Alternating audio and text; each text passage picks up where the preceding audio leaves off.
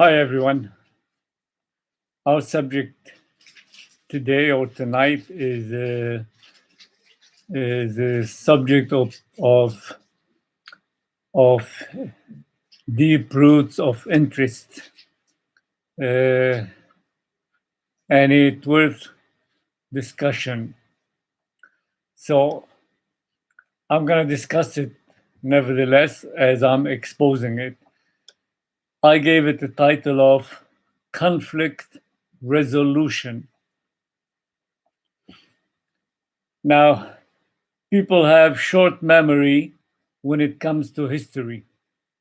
At times, the past can easily be ignored or painted with the brush of the present, and as a result, the whole picture may appear as if it had always been like that, black and white, or good versus evil.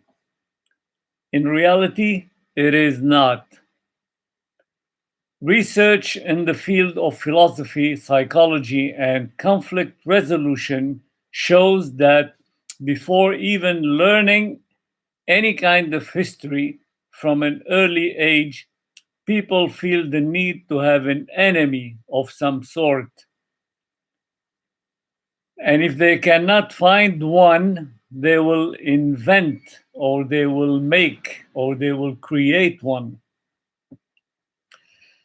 It has often been the case in Western history.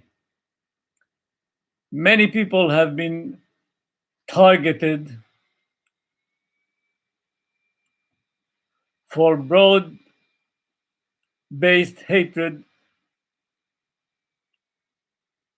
like some of the beings, like the Jewish people, the Catholics, the Protestants, Africans, Gypsies, and recently Muslims.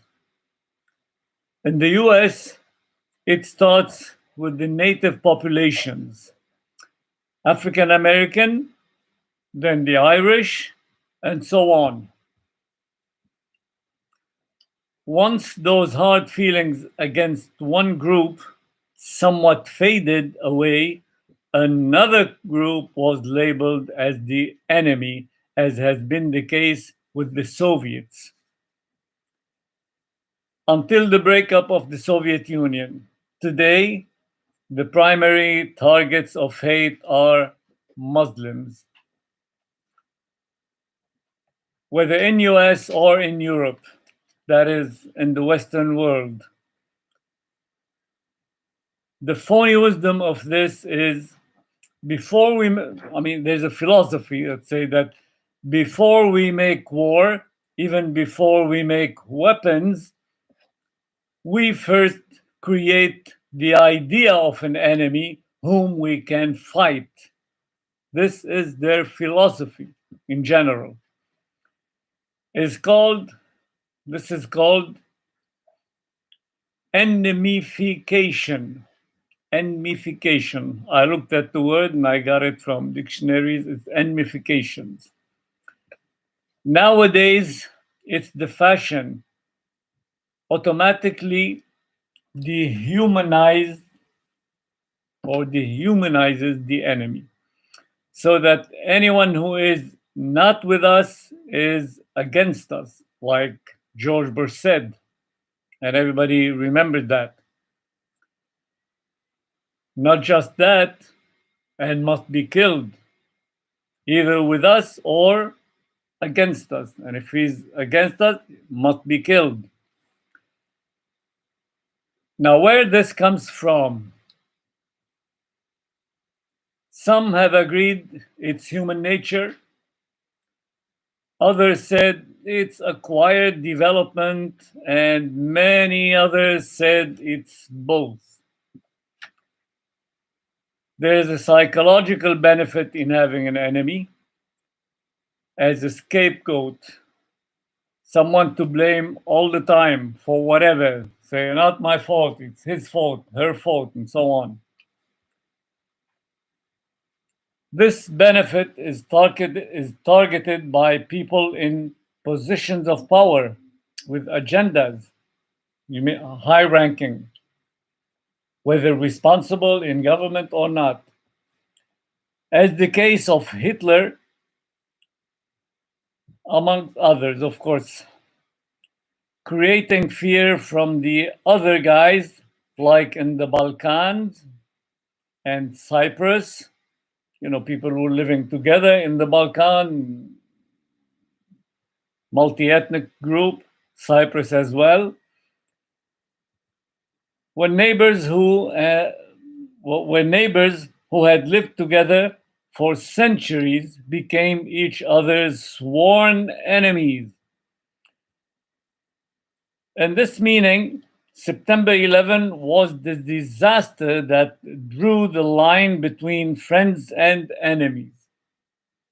We all remember that. I mean, my generation and probably yours, not every generation, of course. Although the roots of anti-Muslim rhetorics and fear of Islam are older than September 11, of course. We all read history. But unification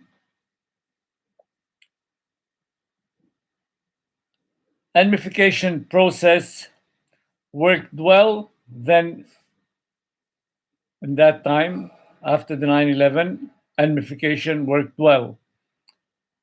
And Muslims were labeled the enemy or the enemies. Actually.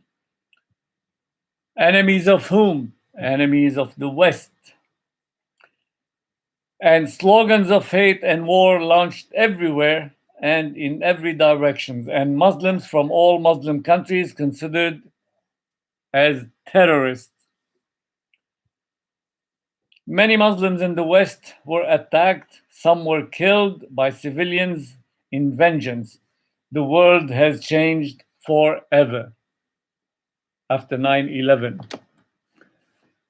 Not surprising, considering the propaganda of the far right in the West, discrimination and hatred feelings against Muslims skyrocketed even ever since in the US.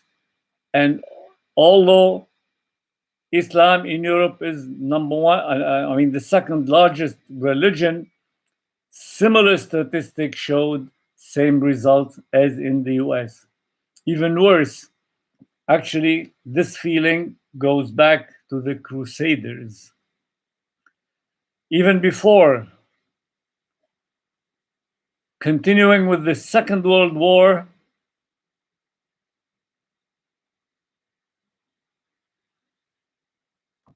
and after the Second World War, the colonization of the Muslim world,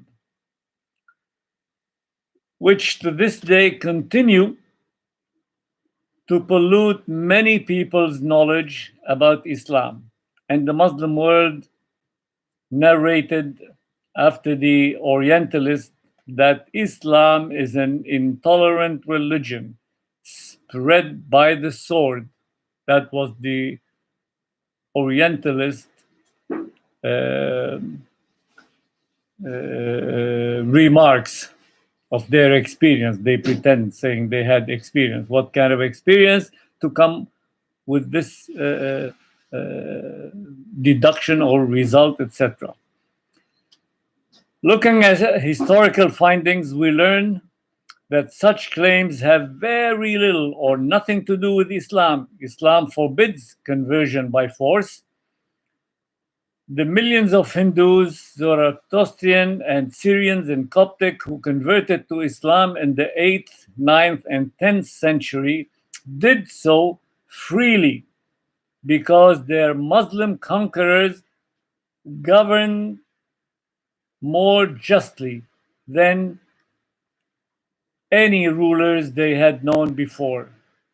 Had the Caliph chosen to adopt action of forcing or persecuting, they might have swept away Christianity as easily as Ferdinand and Isabella drove Islam out of Spain, or Louis XVI made Protestants made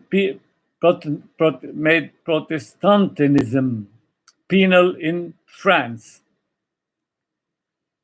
All the Jews were kept out of England for 350 years. In Asia, Eastern churches were entirely cut off from communion with the rest of Christendom, which means they were neglected. The Eastern churches were neglected um, uh, by the European Christendom. Throughout the land,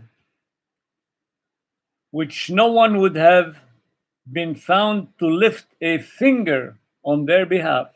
Nobody defended them or talked about them.